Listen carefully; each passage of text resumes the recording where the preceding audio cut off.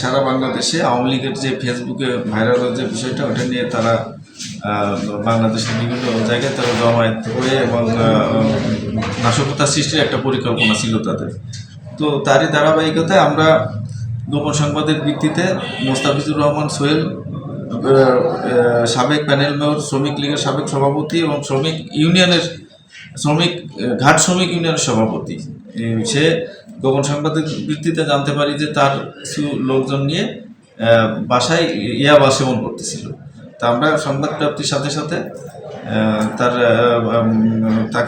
তার ওইখানে যাই এবং তাকে 15 পিস ইয়াবাসও গ্রেপ্তার করি। তার বিষয়ে খোঁজখবর নেওয়া হইতেছে, মামলা মোকদ্দমা আছে কিনা এবং তার বিরুদ্ধে কয়টা ওয়ারেন্ট পেন্ডিং আছে এগুলো আমরা দেখে তার বিরুদ্ধে পরবর্তীতে আইনের ব্যবস্থা নিব।